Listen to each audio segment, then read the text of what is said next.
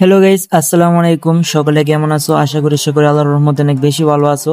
So আজকের এই ভিডিওতে আমি তোমাদেরকে শিখাবো কিভাবে তোমরা তোমাদের হাতে থাকা মোবাইল ফোন দিয়ে এরকম ই স্পোর্টস লোগো কনসেপ্ট বানাবে। আজকের এই ভিডিওটা কিন্তু একটা step by step tutorial video. So আজকের এই ভিডিওতে আমি তোমাদেরকে 7টা স্টেপ বলবো এবং 7 নাম্বারটা কিন্তু খুবই গুরুত্বপূর্ণ। আমি কিন্তু আমার সব লোগোতে কিন্তু এই 7 নাম্বার স্টেপটা আমি ইউজ করে থাকি। সো ভিডিও শুরু করার আগে তোমরা যারা আমার চ্যানেলটা সাবস্ক্রাইব করো নাই, তোমরা চাইলে আমার চ্যানেলটা সাবস্ক্রাইব করে দিতে পারো। আর ভিডিওটা যদি একটু উপকারে আসে তাহলে একটা লাইক করে দিও। সো বেশি কথা না বলে ভিডিওটা শুরু করা যাক।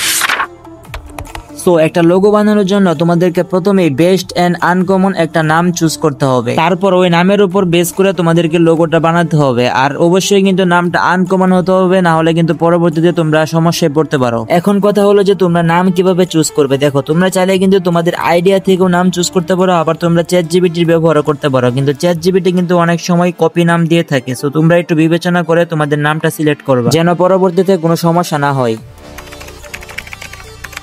নাম সিলেক্ট করার পর আমাদের সেই নাম অনুযায়ী কাস্টমাইজ করার জন্য আমাদের দরকার হবে হচ্ছে আইডিয়া। সো আইডিয়ার জন্য আমরা হচ্ছে রিসার্চ অ্যান্ড ইন্সপিরেশন নিতে পারি। তো সেটার জন্য কিন্তু তোমরা চাইলে বিহেঞ্চ অ্যান্ড পিন্টারেস্ট ইউজ করতে পারো। বিহেঞ্চ বা পিন্টারেস্টে আসার পর তোমরা যদি সিম্পলি সার্চ করো যে ই স্পোর্টস লোগো, তাহলে দেখবে যে তোমাদের সামনে কিন্তু অসংখ্য লোগো কিন্তু চলে আসবে। সো আমি যদি এখানে ই স্পোর্টস লোগো লিখে সার্চ করে দেখো, আমার সামনে কিন্তু এখানে অসংখ্য লোগো আছে। তোমরা চাইলে কিন্তু এগুলা থেকে তোমার ইন্সপায়ার নিয়ে লোগো বানাইতে পারো। আইডিয়া নেওয়া হয়ে গেলে তোমরা তোমাদের খাতায় সেটা ড্র করো এবং পরবর্তীতে পিএসসিসি অ্যাপসে নিয়ে পলিগন সিলেকশন টুল দিয়ে তোমরা একটা শেপ দাও।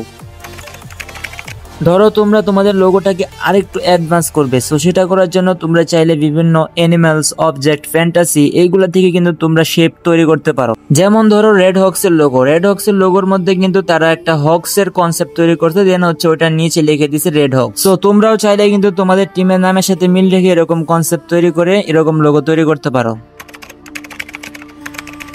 টাইপোগ্রাফি মানে তোমরা বুঝো হচ্ছে যে একটা ফন্ট নিয়ে ওইটার মধ্যে শেপ নিয়ে কাস্টমাইজ করা।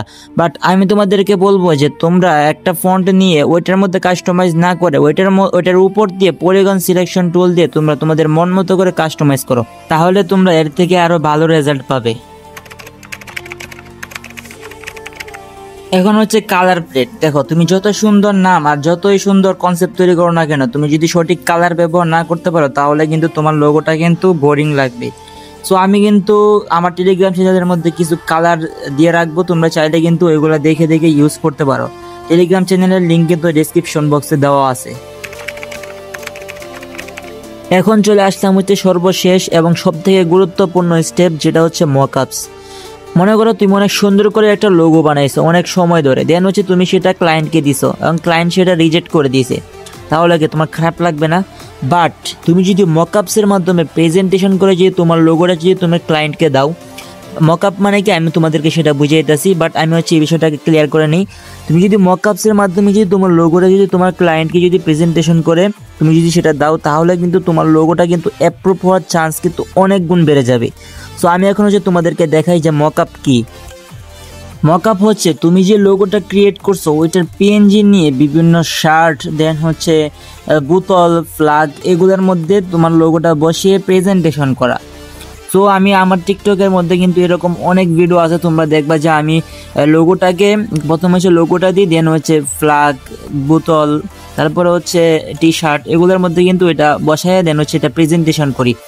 এবং এটা করার কারণে কি হয়, আমার ক্লায়েন্টের কিন্তু আমি লোগোটা যখন তাকে দিই তখন সে কিন্তু অনেক খুশি হয় এবং লোগোটা কিন্তু অ্যাপ্রুভ করে নেয়। মকআপ চাইলে কিন্তু তোমরা ইজিলি কিন্তু তোমাদের ফোন দিয়ে তৈরি করে নিতে পারবে। বাট তোমরা যদি তাও না পারো, তোমরা যদি মকআপ নিয়ে আলাদা কোনো ভিডিও চাও তাহলে কিন্তু তোমরা কমেন্ট করতে পারো। সো আজকের এই ভিডিওটা কেমন লাগলো সবাই কমেন্টে বলবা, কতটুকু কি শিখতে পারলা এগুলো কিন্তু জানাবা। সো আজকের জন্য ভিডিওটা এতটুকু পর্যন্তই।